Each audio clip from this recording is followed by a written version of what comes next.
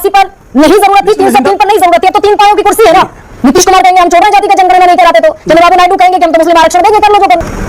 हम अगर राजग बना रहे हैं, राजग की सरकार बना रहे हैं, तो हर किसी की उसमें जो है विषय तो यही जाएंगे। इसमें क्या आपत्ति है? पहली बार अब इतने ये बनाना पड़ेगा ना। किसी को सुनना नहीं चाहती है भाई, इस बात में फालतू बात नहीं चाहता। नहीं सुनेंगे ना जी। आप दूसरों को सुनना नहीं चाहती है, आप लाना चाहती है। क्या करेक्शन कर रही है? मैं क्या कोट कर रहा हूँ? मैं कोट क्या कर रहा हूँ? आप डांटती हो और फालतू दोनों कहूंगा मैं आपको। मैं नमस्ते करती हूँ आपको प्रेम शुक्ला।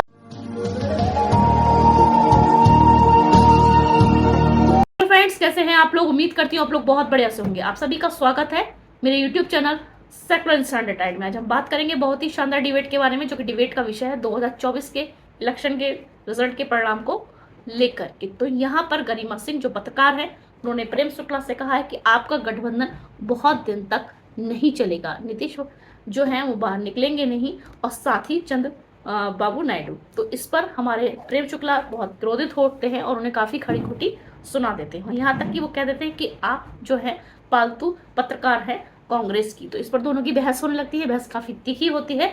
चलिए आगे हम वीडियो में देखेंगे, लेकिन उससे पहले अगर आपने मेरे चैनल को अभी तक सब्सक्राइब नहीं करा है तो सब्सक्राइब कर लीजिए, जिससे कि आने वाले वीडियो की नोटिफिकेशन आपको समय रहते मिल सके। फ्रेंड्स, तो बिना देरी करे हम शुरू करेंगे आज का ये वीडियो।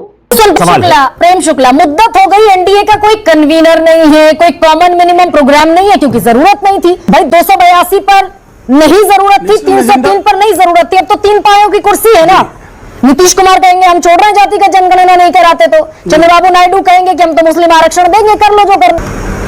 नहीं गरिमा जी, ठीक है, स्टूडियो में इस तरह के सवाल पूछने से थोड़ा सा रोमांच आता है, लेकिन जो है एजेंडा फॉर गवर्नेंस तो हर किसी को होना ही चाहिए। इसमें क्या प्रॉब्लम है? हम अगर राजग बना रहे हैं, राजग की सरकार बना रहे हैं, तो हर किसी की उसमें जो है विषय तो लिए ही जाएंगे। इसमें क्या आपत्ति है? नहीं, पहली बार अब इतने ये बनाना पड़ेगा ना प्रेम जी। अभी तक जरूरत नहीं थी, तो भाई हाँ तो जरूरत है तो कर लेंगे, तो क्या प्रॉब्लम क्या है इसमें? आपको क्या लग रहा है? आपके समाचार आपके यहाँ जो है किसी जमाने में कोई और एंकर था, उसकी अलग स्टाइल थी, आजकल आप एंकर हैं तो आपकी अलग स्टाइल है। गजब बेइज्जती है। तो क्या आप एडजस्ट नहीं हुई कि न्यूज़ 24 एडजस्ट नहीं हुआ?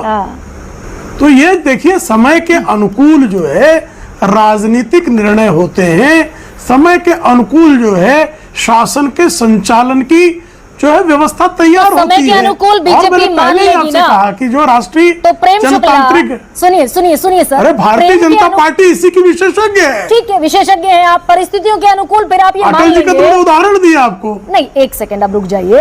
आपने पूरा इलेक्शन कैंपेन खड़ा किया कर्नाटक सरकार के एक फैसले के खिलाफ। कर्नाटक में मुस्लिम को आरक्षण दे दिया, ओबीसी का हक छीन लिया, एससी एसटी का हक छीन लिया। ठीक वही बात चंद्रबाबू नायडू कर रहे हैं आंध्र प्रदेश में, उनको बगल में बैठा रहे। तो ये परिस्थितियों का अनुकूलन हुआ क्या? एडेप्टेशन हुआ आपके सामने देखिए, आपको कंफ्यूजन हो सकता है, टीडीपी को नहीं है। टीडीपी के प्रवक्ता ने कहा कि हम संविधान के सम्मत करेंगे निर्णय। आप ये ने बताया सुप्रीम कोर्ट ने अगर संविधान सम्मत नहीं हुआ ना, नहीं तो सुप्रीम कोर्ट स्टे क्यों लगाता? तो संविधान सम्मत एनसीबीसी जो है, जो संवैधानिक संस्था है, आप सुन तो लीजिए कि मैं भी सुप्रिया जी की तरह बात करूं आपसे। मैं भी बोल लेती हूँ, मैंने सवाल पूछा, सुन तो लीजिए भाई। तो पहले आप पूरा बोल लीजिए तब मैं बोलता हूँ। अब सुनिए आराम से प्रेम जी, पूरा बोल लीजिए। हाँ, मुंबई सरकार के फैसले पर सुप्रीम कोर्ट ने कहा कि त्रुटिपूर्ण फैसला था। ये सुप्रीम कोर्ट की टिप्पणी है जी। लेकिन विजय कृपा करके बताइए, एनसीबीसी संवैधानिक संस्था है कि नहीं है?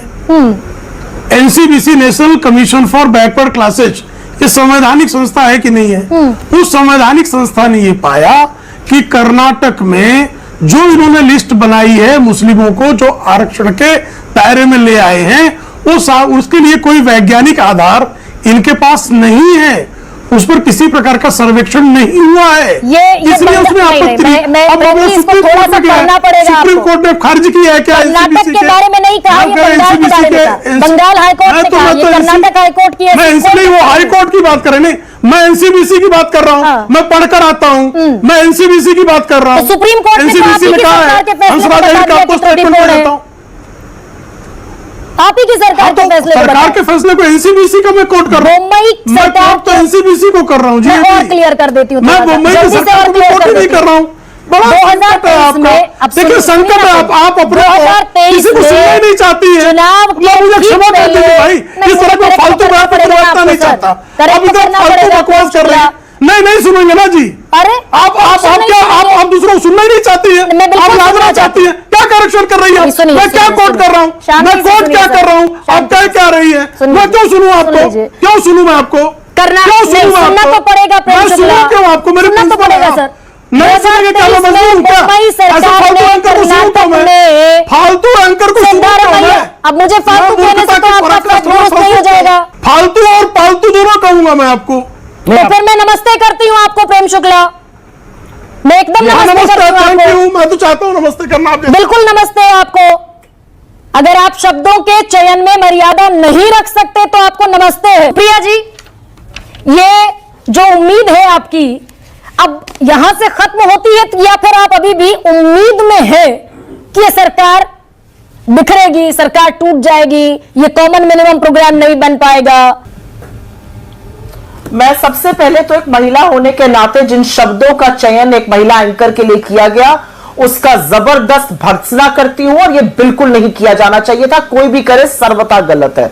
मैं चाहती हूं कि जिसने भी किया उस पर माफी मांगी जाए, बीजेपी माफी मांगे और उसके बाद इस बात को आगे बढ़ाया जाए। मेरा अपना मानना है गरिमा जी कि एक मैंडेट आया है लोगों की तरफ से, उसको बीजेपी अपने हिसाब से पढ़ रही है, हम अपने हिसाब से उसको इंटरप्रेट कर रहे हैं और उस इंटरप्रिटेशन के हिसाब से हमारा शीर्ष नेतृत्व बैठ रहा है और वो बैठकर डिसाइड करेगा। देखिए नंबर को इधर उधर से तो टपके नहीं जा सकते, नंबर्स तो आपको चाहिए ही होंगे। तो देखते हैं आगे क्या होता है। अभी जो बैठक हो रही है वो इसी बात पर निर्णय लेगी कि क्या हम एक मजबूत और रिस्पॉन्सिबल विपक्ष की भूमिका निभाएंगे या हो सकता है कि हमारा जो जनबंधन है वो और लोगों से बातचीत करे। मुझे नहीं लगता कि वो कहने की आजादी या मुझे लगता है कि वो स्ट्रैटेजी भी डिस्कस करना यहां पर श्रेयस्कर होगा।